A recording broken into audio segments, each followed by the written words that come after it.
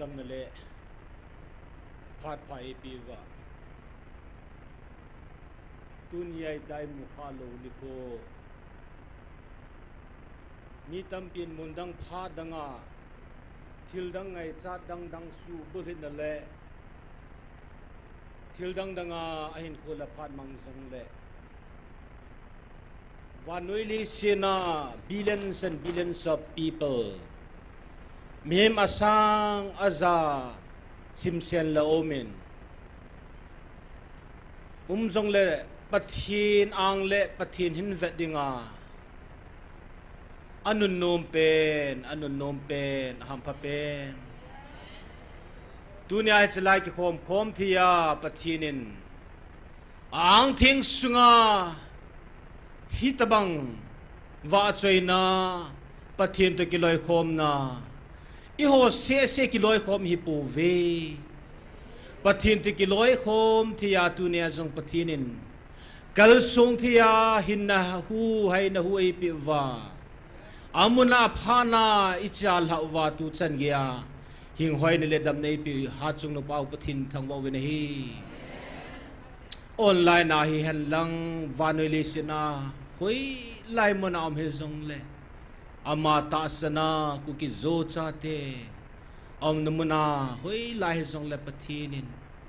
กีอาดิงามีขัดกะเฮตตบังอตินัมมีเตหิตาจุนฮัลเลปทินิทางวาเวมุนติลกำตินัมโฮโจเซอิปะกายสุคริสตามินินกิไงลุนาลิมนาอิบอลโซเกจเวเกจงฮีลอยปาตจุนฟรายเดย์ตุนีจีดิงไงกันนี่กิกุลฮันหินปะทินลุงสินอดันนินหงกิจังเงินจันละทุพนหงดิงพาจุนทุพนิงาดงาเลนิขัดเบนิดฮิติติอาจูตัวนี้กันนิดเบกิลฮันแลฮาเลลูยาลำกายเตียหอนจานละจุนปุงขัดดันเอ็นกันเนวินจิงกาลำตัวนี้จิงกาลังปุงขัดนาจเอ็นกันเนวินของกิไวลานาจูจิงานังพันนมันเดียตีกระตุกหัวไปตายปียองเล็กป้าเมนตัวนี้ลำกายฮอนปาเตฮอเซนีดึงอารมณ์จุดเตียงเล่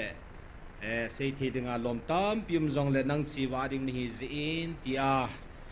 พาดินเซนกิจจีวินลำกายฮอจงองกิปาทูกันเซียนนี่ก็ยันดีปีเสียนลังยองเล่สาลังอากิเสียนลังทั้งลังอากิเสียนลังสังตันกิเสียนลังทูตันกิเสียนลังดงตันกิเสียยองเล่abon cahi iho dengan ne la cha silachel hing set pathini koi pi vin pathini thangwa vin hi pathinin iho kam chang ho an confirm ji mong he ki pana la ki pana chung no hi ji tuni ki pana thu jing i sei du hi ji in la khat ngai sa penu khat ani thangau tin lai sa diu hin la lam kai ho het sa diu ham ai lo wai le kui bai han sa diu ba hai la hang ding hin hang do ma sau te ko hai mo la hang ding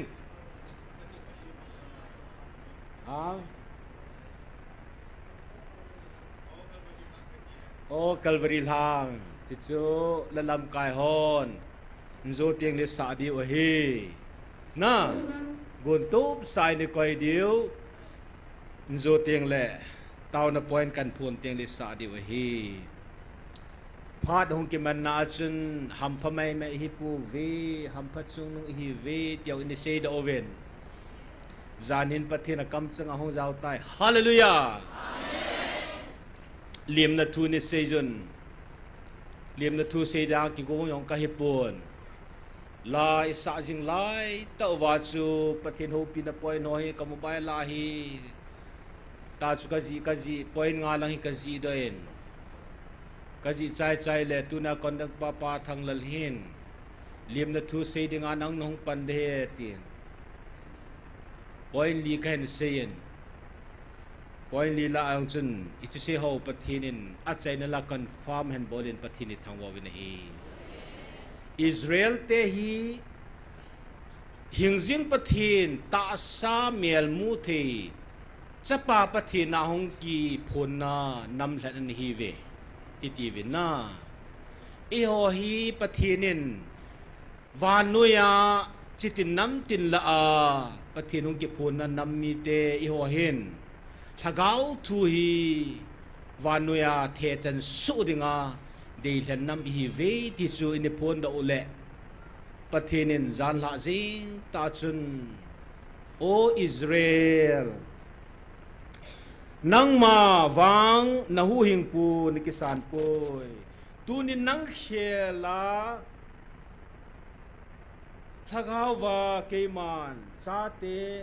tia nam khat ka tung do tai atin hallelujah pathin to kilhon khom pathin to khom hi phan wa hi pathin ilung gelo an heta adang dang te hon chela si senlo Dr. Hagin hin adang dang te ho ilung yer gel ngai to pathinin o e pick up even imaban wa song pathinin van til te to keuna ding phat kan pi din he veti pathin ti kiloi khom hi phan hin pathin ilung gelo a hen pathin thang wa wen hi e ho e se do sama sa num ho jong e phal pi ve aman confirmable nom za hen bolin tu na wa choi lai sa ho jong hi tu si na san ka pong puitin gyal po hiti hi chlai mon e wa choi lau pathin na sata pathin na chang hi ta ve pathin ni thang wa wen hi ti la chu o pakai wa choi lai sa ding tiang le wana wan mi te chan ka thonau kan tho di he ti wa ni sei ji wa tu na he wana van mi thiang te chan tho hi pu ve a hi chu hi he tai wana kami ten hi taw ve mi hing a hi wana a tho hi talowa wana kami ten hi taw ve ti a tho mai hi pu ve ta tu nya thi ne jong tap ta loading ti ho an se na e chi transcript hung do te ngai le gil di wan se ngai tin na tu na chi transcript ki mulo la hi ji chun study ki bol men lo i se na mo hi te lom phat the ne su hung ki pil ha ta na i so yong hi til ki dang ta hi ta thi san ki put wa ngai pathin i thi sanu yong hi amulo hi tam na ta sa phe pu wa hi pathin hin hui mu dinga jong i phal ta lo galatol vanoi le se na leng la lal tampi alengam athuni tha na akisalin thal him tampi mi him adon tai nang ho wang hi cho na pha lo du he ti sula kidang be se jing pau to thi ni thang wo ve zan hi in thupu num masangin evangelist ni pasal kat aman hanin avie amu inum de we zan la ka thuna chu ve ka vet na hele pati ka thang wa dan chu ni khani ni seyo pathin mel ma pa le mel ma men cha minu mi pa ni ti ni se jave zan ni chunga ki men pa long chu ama pin masanga unu ham anithi hai chi mela chu mel ma satan chung kilep ma kum izan ham hin khu am dan hi ain khu ni su boizing unu ngai na ani mu kha lo ngai na lung thimi ani pi da na hi upayam lo phana chu zan hia chu an pu lu nu le pathin evangelist ni man sa dan chu old testament lang ka gel do so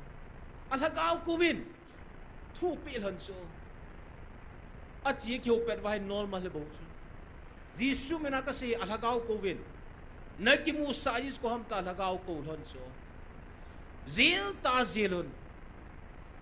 amel ta tan ki mu sa chu avihon hedu hina amel ta tan ki mu sa chu a unu mel ni hitalawai kei koman hong de hi naki chen pi ding naki ngai pi ding za omi etin ai chang zu jisu mena mel ta chu kilang dinga thu pi lo na he le thomi tabang he ti cho ameyo metis YouTube ve hon detail ni ve ve na hi chen kya chu pathinin amen chau hi ka ngai tu le I say zibil hallelujah hallelujah kidang be se na athisa ho lagaw iho khuna koi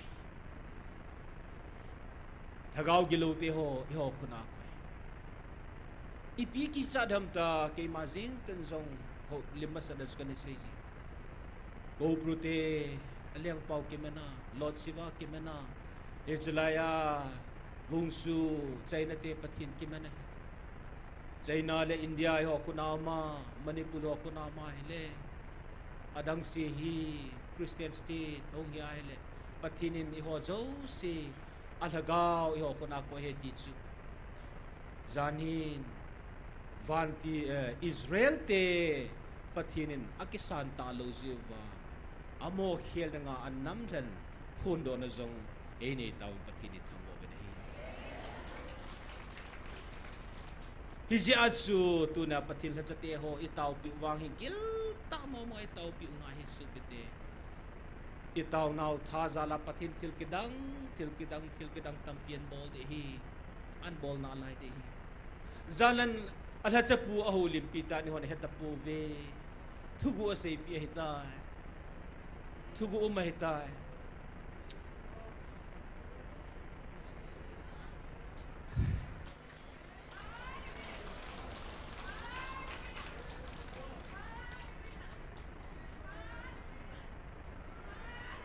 Amen.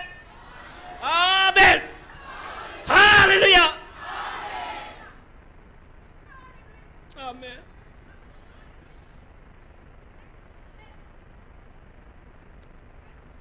Patinin nasatan ilhazate mangchai. Gulhang robat hi taunai man pi junga hi supite.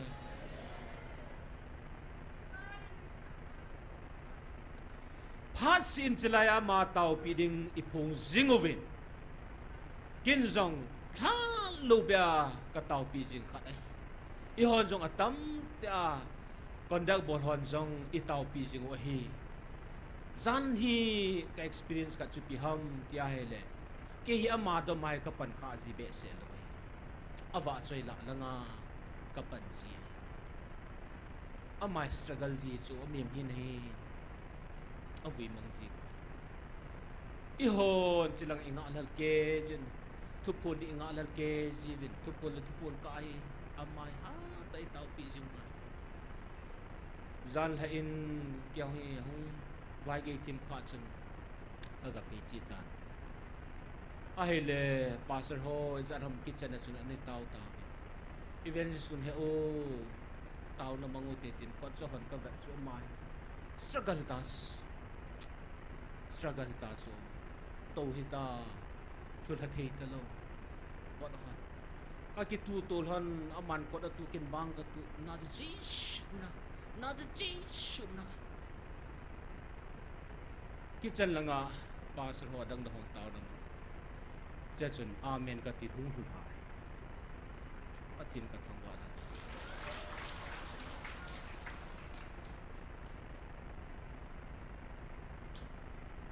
hija chu chilanga thupu ni le chibai bola hi imo chi lo du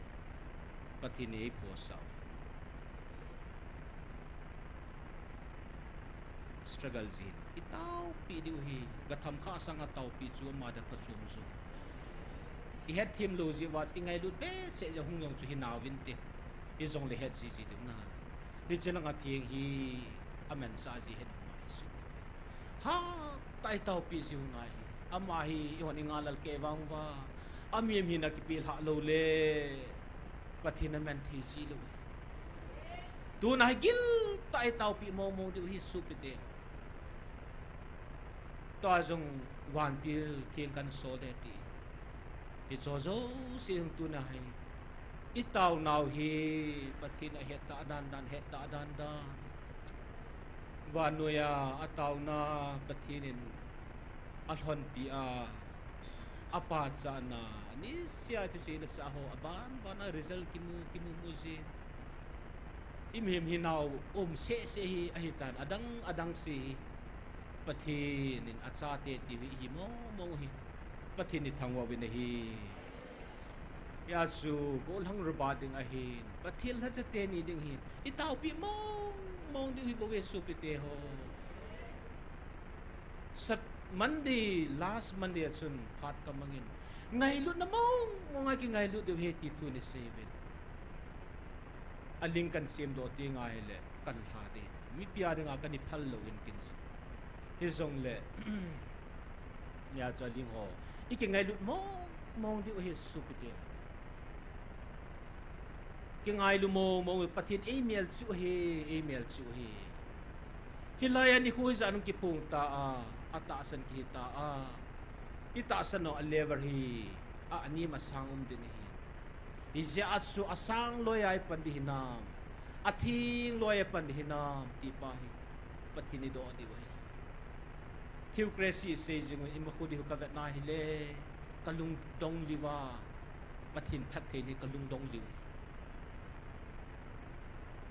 lungdan liwa pathin phat the ni li ni chu pathin ni ho villa hong mong chu bible la lo ya chu kitang mong chu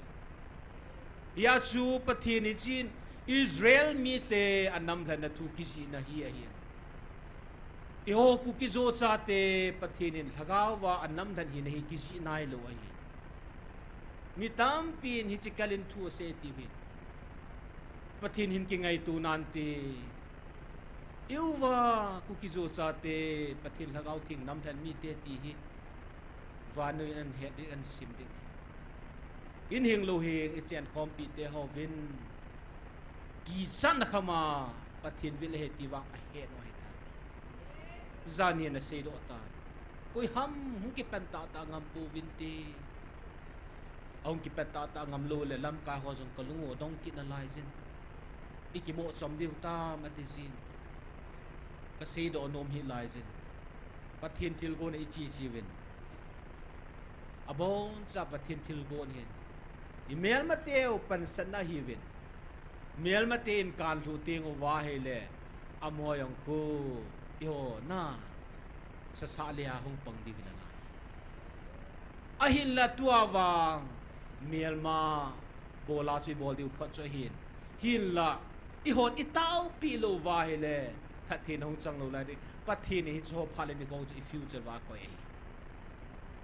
yas tu na mel ma pa ki ti diabol hi diabol en mi tam pian mangsan hila hin dem ho ge en mangsai mel ma pa man sa hilam ge ko vin zan hin thutan na ave la hung do ti e chun tu nya hi taw na la chate ho avela itaw pi di nu le pa te izan ham kha zong ihung ki mu pin acha te tu te amote na phal lo za hung thelo cho jong gu the mai taw pi di hi pathin zan hin nu te akum tam ho atamovi pathin thang ve pa te hi gu thi ma jong le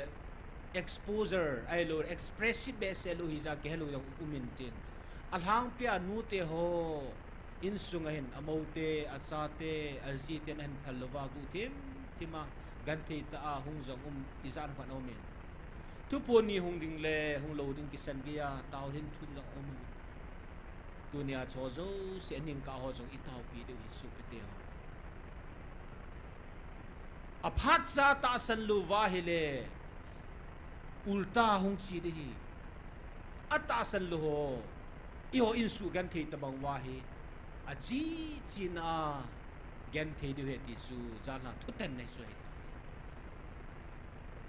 ya chu nu te pa te izan ham khat inu sunga ti hute min gu thima ama in sung zinga asu pilo na aji jeng jong le gu thima hasan gan thei thu ho nang na thulu wa hele mi sengin taw pi ute e enjoy bol se a chu ki chai di ai boy pakai kanupa kain suwa nang thangwa ti nang thupun ta san thianei ko I thangwa di ahin la ke tabanga hampan na changzulu insu iti di hi he chu pathi na ding ai pan khom nau hi sa di hi hagau meiti I hi wa hi I hagau meiti hi alo pi che zing tun son me mit talo ding me pathin me tun son mit talo ding sui hi tu nai chi ti kho mai hong pan khau wang chu ham phat dan danu chu a thiam lo ka la khalanin da mun amit thelo ding me chu he tia si loi ang mo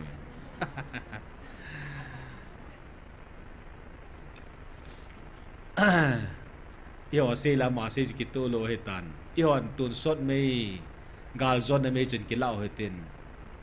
me di la la ho yang chun ki la me ta win tin chalai me ti ai pan khau hi ham phamong mong oven amun ho jang velin pathinan seitan na hi chalai mun hi kong vil na ding hi chalai mun hi gal ka zo na ding hi chalai mun hi ke mane ho na ding ti ho chan sei an sei na le alo pi che jing na hi na pathin ngai lu na leng ga ma an pan hi ya chu mit so el bai ho kidal ha lo na mun ap pat ni ato he so na ini sei jing sao hitan ap pat ni ato he so hi chalaya mit so el bai ho kilung set ke pan na ako na leng ga mong ki ti chu chiwang hi dal ha lo ding leng gam hi aki dal ha lo ding at thasya ata salwa aki chom mang chu ama thu a hin achu ti lo al anim pina pana asang pin chan ge pu pia chan ge he chalai mun akilai van gam lim hitats na ibon sawa ki ngai lo akilung sit ki ti hi anu ma nom jing hitai patini thangwa bin hi na ye chun la chu sau hitin khat ve hi vel khan hi lung lu ten vel ni satriu te nai pila ham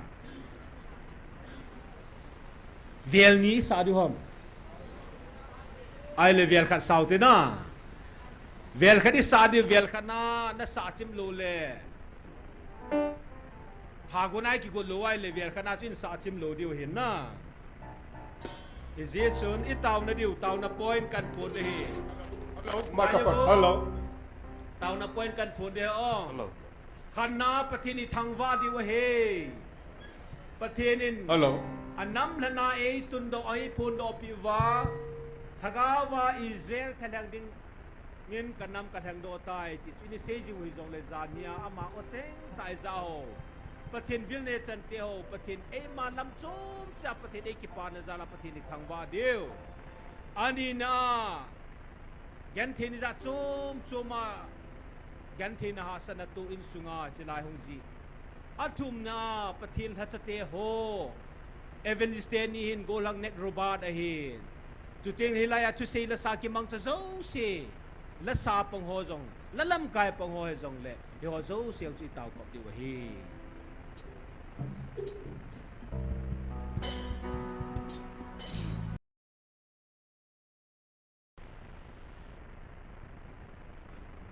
check ki panin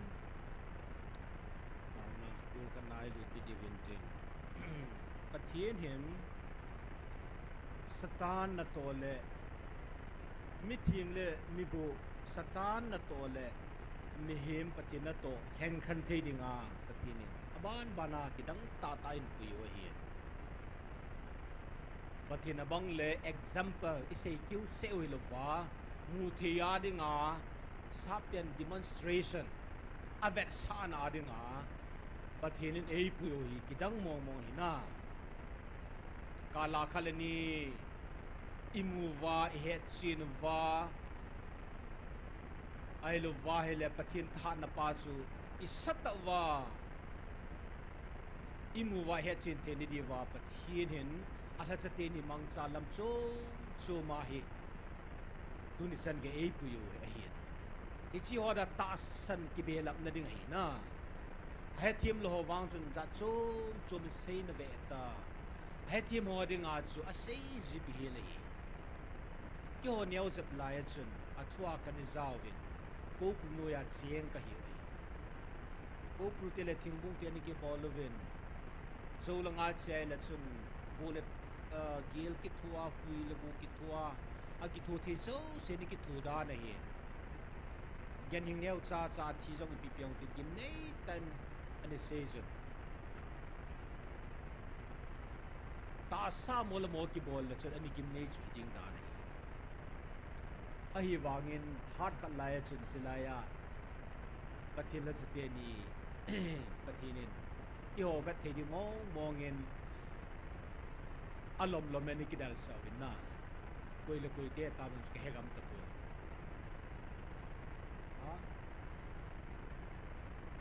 ก็มาเตะเลยทางมาเตะน่ะไอ้ชัวบังจูจิลายาฮีวันที่ลุนมุนขนาดกิดัลวันนั่งเลยมันนี่พูดส่งจูบุดไว้คุลิวดีบุดไว้คุยตีดีวันกีบูเลกิลกิทูดำปัจจุบันน่ะปัจจุบันนี่หัวอีคอนโทรลพิวจู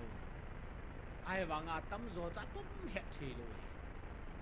ไอ้ชิบังจูปัจจุบันจิลายานิงาลังกิดัลดีเฮ็ดนิงานังอาจูวิ่งเฮ็ดตีเลยอีโอทวาจีตุลาย the status of Satan the status of humankind ปฏิญญาเตอดินมุนเล่สตานดินมุนหัวฮีโจคำขมายไล counseling เบลมาเกี่ยวเห็นcounseling ตะบังอาเบลมาตาสันสุดเบลมาฮีอัตมจวกฮิมันซาหิกมสุนัยสตานกิติit's a limitation อันนี้ยังน่ะ it's an gay ball เท it's an gay ball มุฮัมตีอินโนสตัดีนี่กี่บอลขัลล์โซ่เจลากูน่ะ serious study หุ่นกี่บอลกันนี่ฮิโซฮีสีพุงโลโคยาสีสาดทำกันหุ่นกี่เลยจากกูน่ะเกี่ยงทั้งปีเกมาจนกระเฮ็ดเบลเมนอีโอยปะทินเมลปูอาชาติอากูโลดิงอีโหจุงอากุยมาจามโลเฮดสตานอีกีซาเวนปะทินบ้านตาสตานินมีอหูหิงเทลุมไม่ชาวานิปะทินบ้านตาเหติวายหอยปะทินเลสตานนุยาวไม่กี่ก็อยู่จ้ะนิงกุมนี้ตะบังอหูหิตานจิทูกันหางสับนักกินจ้ะสิลองคมเนลกาซีนจิลาคมเนลกาซีน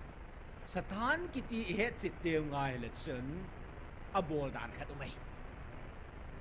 อีโหอีหัดในลูปิโนอีกิเหตุชินโลจ้ะปะทินลิมเลเมียลกิปูจูดาวมันน่ะชีดิงจูปะทินวางจนอเวทโจโลจูน่ะชียงละโคซาโลเฮฮิเจอาจูเฮ็ดจินหาตายตาวดิตัวตาวน่ะปอยน่ะขนายอีเกียลเบกิดิวจูวันจีน่ะอีทุ่มด้วยแต่สุปิเตียวปะทินินทีเนี่ยจงน่ะจงว่าท่านี่ตะปุยตีโหจานฮีทุกสิ่งหัวอัลลัมละมาหูเลี้ยงลอย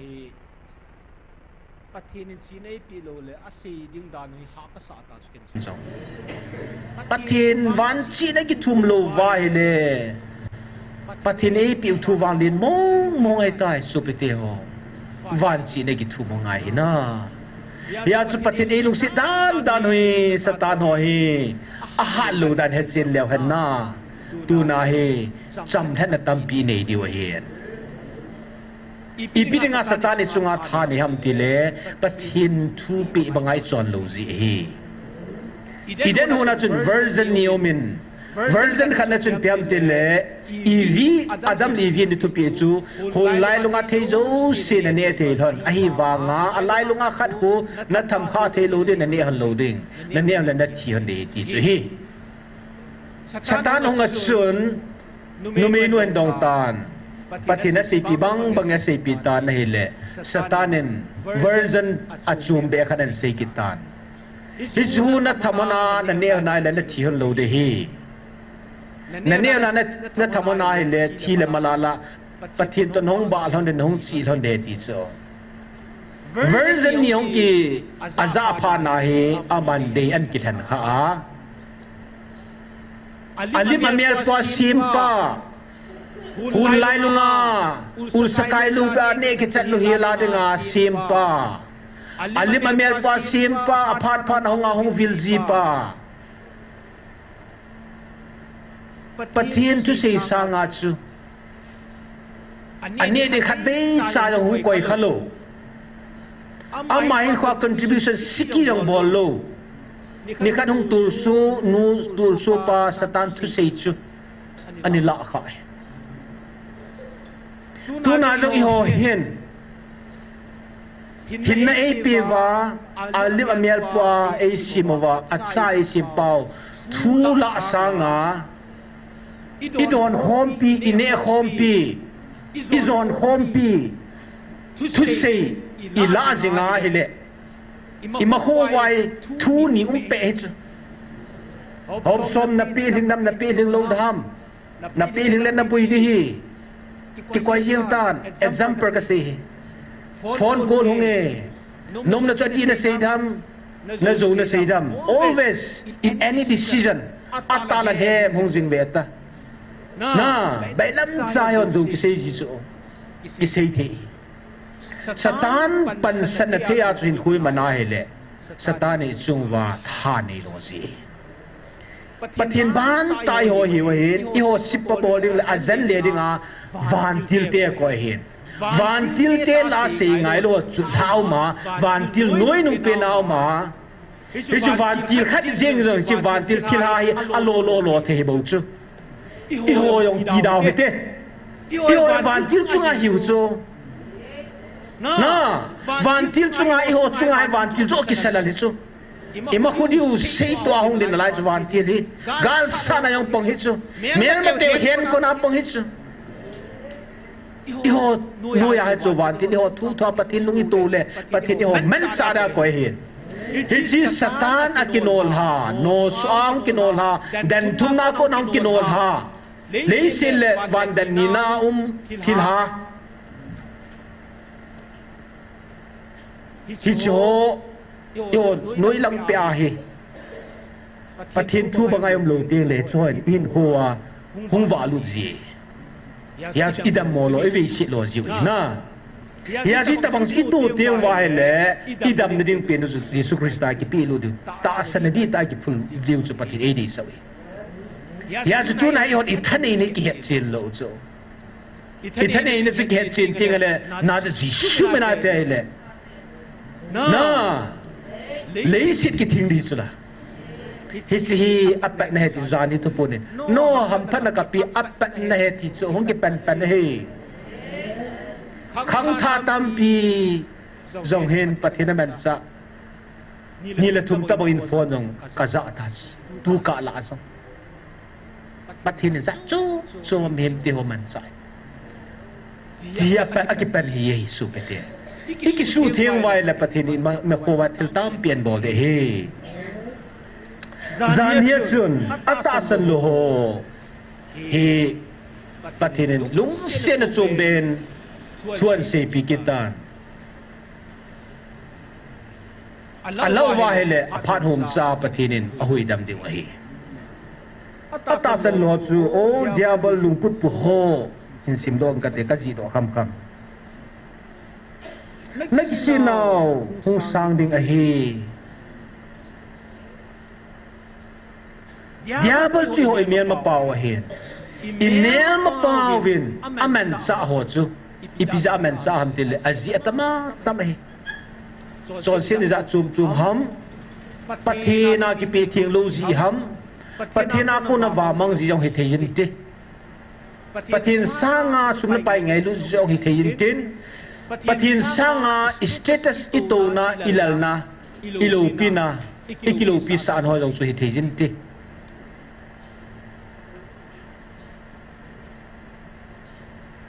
diabol lungput pu ho nagisina hung sang ding ahi tun ka keng ka lu ka khut ka mit ka sam achathi na lai je alim pu lai na ti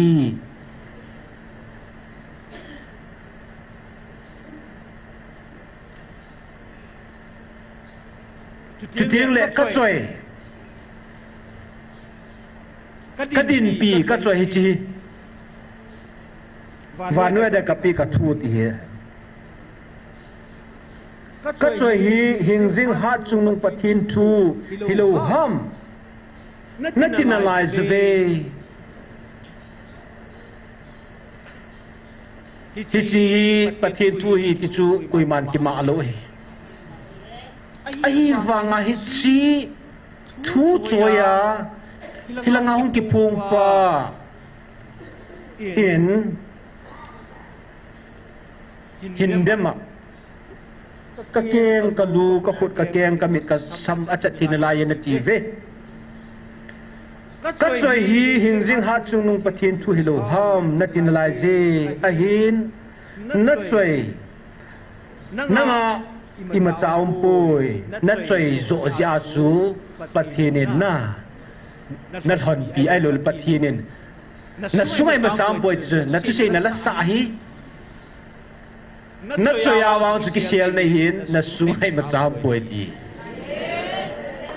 hi chi pathin thuin ki choi su ke hin na tong thei ta chu pathin hin na thua ya chu mei thel chu akap thei jo si i ka mai la thim la ging thei chu hi akap thim la thim hi jong le na na choi thu chu ka thu he dis ai wangan na sungai ma cham poi dis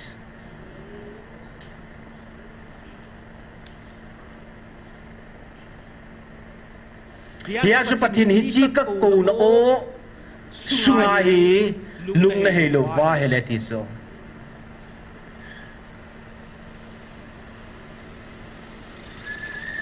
chuting le hi chilaya ki phung pa ke ma hi diabol ki phung etin na sivetis kui na siang mang ka he pui na hi chi na siu chu hi ta ba leng na chu wa hi na samu na khunu na kengo na sei ta bang bang wa chu re tai ti chu akidan dan chu na siu na ngo chu chilaya hi thin ha a hi na ti pau chu hi ta ba leng na khunu na kengo kasam ima ti poi na tiu chu ima ti ta ba he ti chu ama wang ke hi ngei lut pathin ka hin na chunga ka chu sa lu hi ti chu ka o ki phun sunga hi na ki si le chu lu ding hi ama wang ti ki he hi chi ki phun na phan ong ki chai ting le na thi wa pu na ti thil za kai nang ma do wa hong pang ding zo a hi thel jing jing in zong thel jing zong nang ma lang an doi na lai ding na loi na pai la ta san ho na jin hi kha zong le na loi na pai ni kha zong le imumo a gicha hin pu na man de hetis hija kisi pa chu Lazarus le mi ho pa banga mi ho pa kisi banga hi je kisi ne khon nia hian a khon ne kisi pa hi kisi phachum lo hi ding dana kisi hi hi chi ne kisi awang pathinen kabel ka hu hing de ti kit lo cho pathinen an thama khon nia hu kisi pa hi mi ho pa kisi phachum lo tabang hu hi the hi dis ka san lo de dis at say na tina hi thâu de hetis thu phun sungi pathin phada pe hin tu phun an dal ha gan thina tin sangan tu de ta chu hi chi tu phun sunga wang chun na sei pa chu hilang na sei chu chat dai tai ti chu ngai lut pathin ka hin ne he chen lu bang na tong lang mel ma pa ki pa de ti chu mel ma pa nga declaration o man that sana num talawang nen tu de hiti ne chu nen tu nu nga na chungang chuan ki sina wang phachum pun de ti chu heti wa tu thu pun pha sung hi pathin chan sapis supite ho hi chi vet che mai tau ne man dewa ka di sa amoi ngai luna iku ngai tu nai Myanma chilo Myanma pan apan sana ne ho hi o dia balta ipo diu na ji shumane dal do diu hi Myanma pan sana pa hi tu ne aphat ho ma pathin namu ngai luna ka tun do de ti banga hi cha lo ling thei ding hai tu nai pathin e ku kho mo hi in zon hal kan kan se nu te phabet nin zani khabini hoi chi phat ikiam kada chun nu te khan hongen boy na chi di tam kan dal thon he ti amin se da hoti kela ka jika cha te adinga thousand zen kamau te adi thousand zen taw ne pathina salu di tamati chu ami li ka thi pi taw na ka man pi henu kisong lal hi in pathin nang ma dam sunga an lo hi sa deong la pathin thu hi khang som chan kya ong kitim pa pathin chun nang thi jong la chun na taw na gaw hi na taw na mi li anum jing jing ding a hi tu nai taw naw hin khang som chan kya nan to a khang som sunga na to sai ti le tun sot ge am na lai ding a hi tu nai taw naw gaw hi yo thi nong ten le tu cha te an zui na lai ding a hi ya chu chi mit thei lo mei a hi ti hi ya chu chi he to chat ding le so pi te kang som chan ge a ding a i taw diu jong hi i gel do ngai hi kanul ka pa han hi 2011 tam kan hen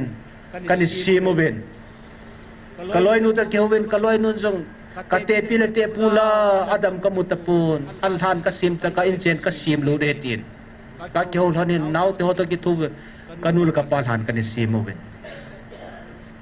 ichine chun pathinin quotation khadei pi chu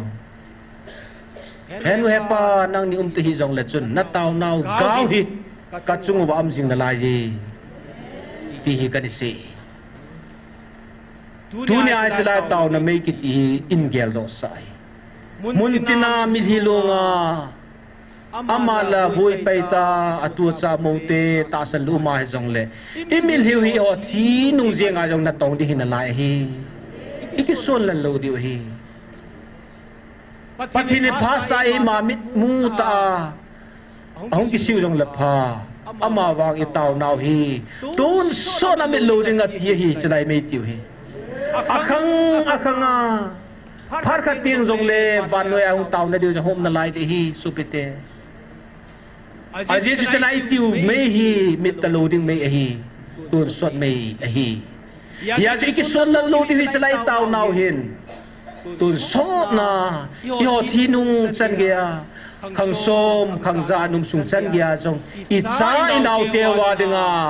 phathi naw pang na lai ding a hi Bible sang mun kadin siming kating zan ha chun Bible sang mun li tabang in sim da oven Philippi sunga chun ipin siam tiaile God limit himself pathin ama lama hi hung kisune wa ho vila hung thu Philippi bung ni sunga chun save le hi Bible simna chu chi one of the most itidiwam atupi pen ta khanani ki simjing God limit himself and came down into human level pathin ni hote ki ho the ni nga amma hi neu sen dal ha mihim tapanga hong na chapter sung chu hi ja chu welcome speech sa zan la ka de se yang chu pathin sa Bible sa han confirm hi pathin ni hingzing hat chung nung pathin hingzing hat chung ni tele ho hi hingzing ki hi lo ja chi ho hat hin a control lo chu pathin hi nim hat control lo na pa ma chu pathin hi ja wan lal tu na chu den thum na hi le sit mihim te china la thim na thisan twal du na thei mun hello hi only spirit being chu ting le a phat tip lo mun chu wan lal tu na hi a hi phát tiếp luôn là phát ho phát human miếng ho phát pa ma pa chu ho building a hong tiếng le ho phát na hong ki zep lu na ho tai mi nga hong a nè bắt thil lo ma lo pi pa chu hong zai ho tai mi nga hong chu thil lo pi ta hi hi Philippi bung hi sunga chin sim do ai hi chi ma sanga chun episung ita an sim ma sat pin chu Thessalonica chu kingai lu mel ma kingai lu ding dan an sim do ki chuna second Thessalonica bung thuma sunga chun email ma ngai lu ding mel ma tele kya hoin kan ngai ji dan kisil di lu tabaum zin satan mel ma pa chu selo satan nung kan san mel ma pa chu ngai lu de ti na ai la sam sunga ki sei pai chom cha iga vet divin kan di se in sam number som ni le segi sunga chun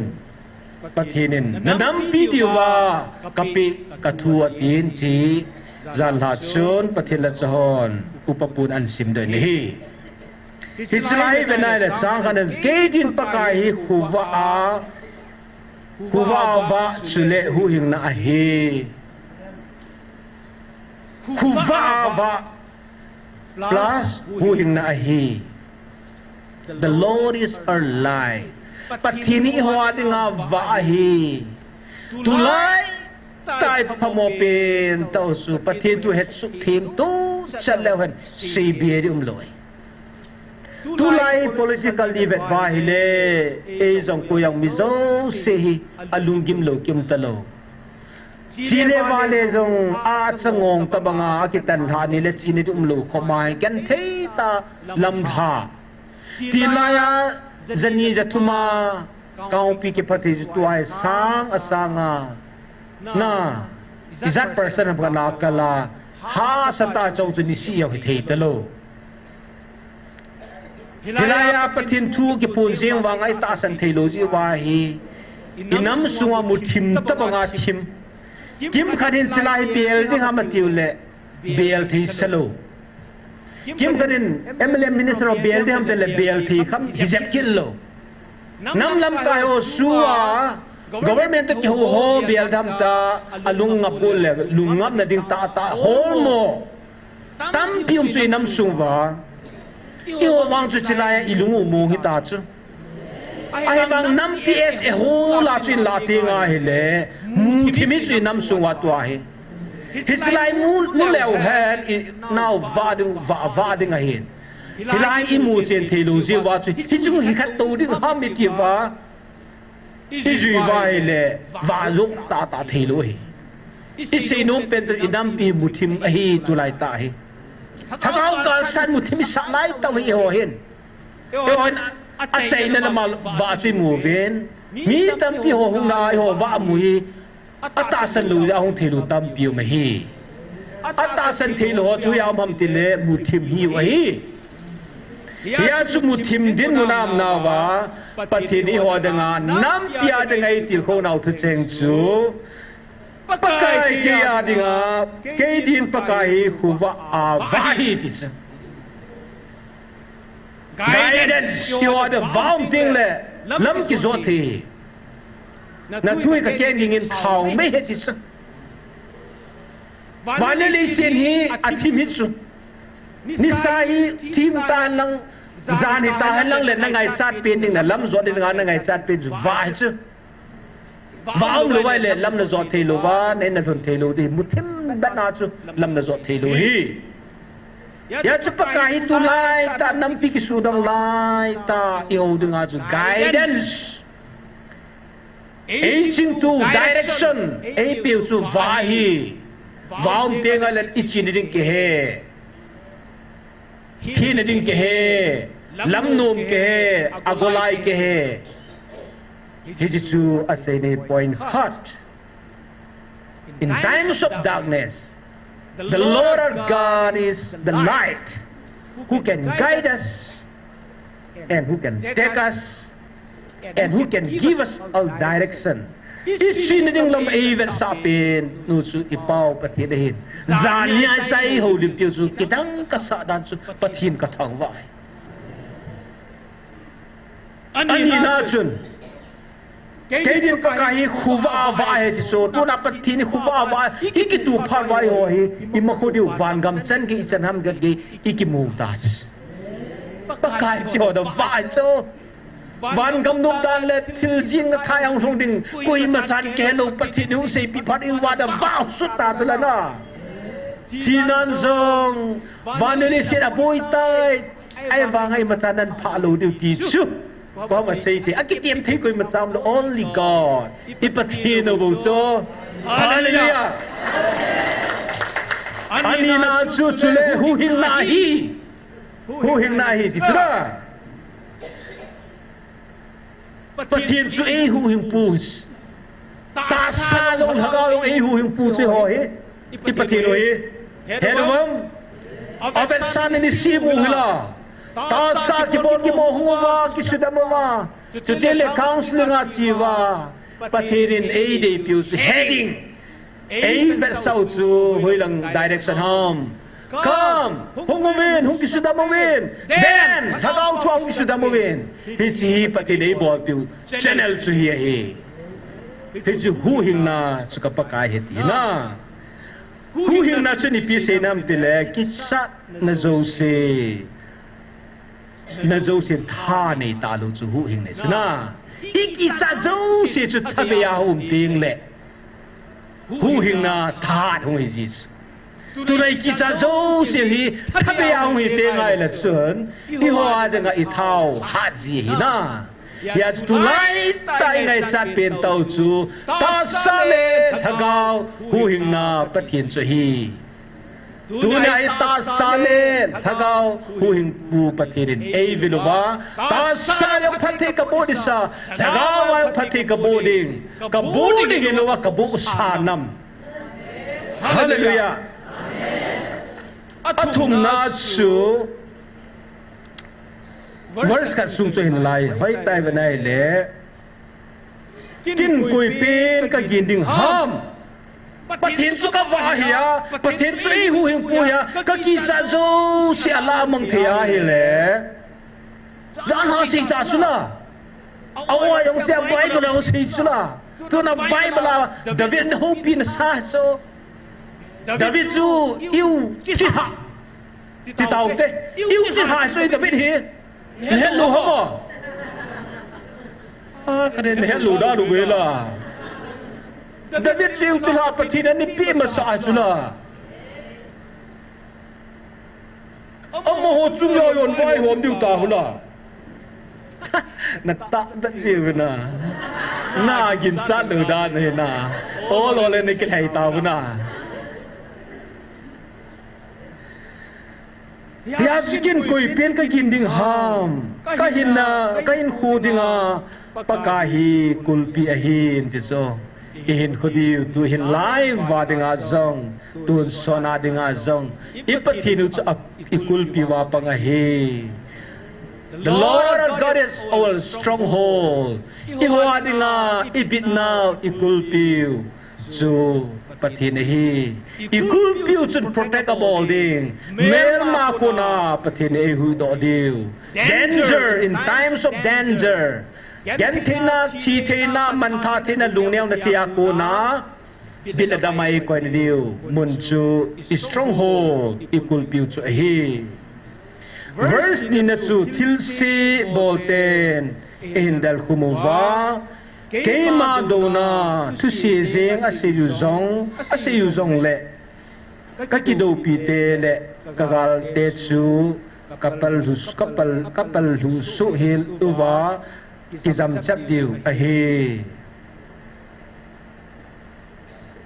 our enemies will be stumble kipal lu de email ma teo chu chilai choi tai venai le kamel ma teo tampium zong le kipal lu diu hetis mel ma te kipal lu le ding chu within and outside tuna melma tia ele imelma paw enman sa zia i ho nasata taw na mga chi jing ding zong phalwa e kham ga wa e slung ne ho zong chu ki pal hu ke heti chu That is what I mean within. Iho sunga email ma ho zong. Nang mata sa sunga na mail ma zong. Chep le mom. Thiên lu nong mai zong le. Pathina kipit ong te. Nang mata sa sunga hasam na halo na ho zong kipel huding. Hat. Within our community, iho suma apam thelo ho zong. Email ma hung kipel huding he. So pite.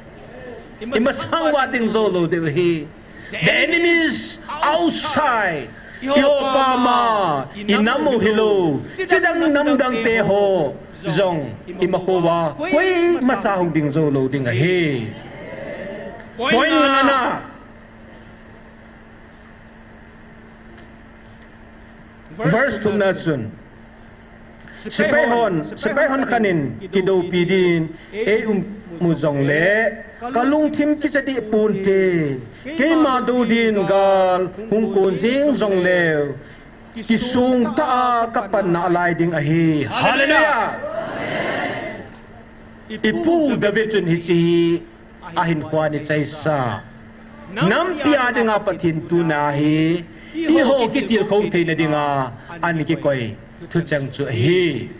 Confident in the midst of trial. To like that trial tampi ito chu. Katasan na katuhi hikat luba kat hitam. Patin kitip na huy lang abang hitam. Tiya. Zang lahat ng porhekin to kipin hitat chu. Pagkay na tutip chu huy lang bagay hitam. Patinin. Vantil tiyan kan solid is na. I-confidence su chuhoy lang hitam tiya. Pathin ido wahile. Pathinin ACPZOE. I-confidence pathina ihan sanaw. Hitong trial ta. Gentin hasan al-hemna chum itulay ta wazong aidin piu chu pathin ahi. Our faith produces courage in different situation. Dunia itasan nauhin hansan nale din zona panzona api wahi. A point kung naigavat no mucho. One thing matter most. Ahin lina chuvene tilhat atich kathume atich tilhat. Hiji pemtel hin kulhum kaya patin to chen home ding patin a day. David na day pitch hin khulum kya pathin chu chen khom ding point gup na hina point sigi na chu pathin mel hoi na kain khulum kya ka vet de hetis tu na point sigi chu chom chai ga siu hi pathin hi tabang trial po lai wa jong Davinin pakai mel hoi na pathin to kain khulum kya ka chen khom di chu na zala pathin ei se piu chu la ahin lai zinga vana van mi thing te to pathin wa choi ding ni hitaw ve ti so kana wa choi nau jing no hi tang ta lo de ti so ton sona athing te pathin wa choi na da pang din hitaw ve ti so David ne sei pai zan la e ho dim piu so la pathinin David in zone sei chuna til khat ka tuk tin ten hi chu piam ti le pathin leng in pia ka chen ding ati so tu na pathin leng ga mai leng in pia pathin chen dinga declare bol pi tau chula hallelujah pathin mel haina ve jing jing dinga pathin na in ho hi ei phachin pi jin pathin thangwa win hi ye chon a chai na dingin tau na poi khat mango hutin khanda tau nai gel do diu chu pathina kun hepa van china nang nei pi vintin van china ki thumuti pathin e to pi howe alo pi be se jingin aman e hil chen lo wa he nei pi lo wa hele i ho da het chin ha sa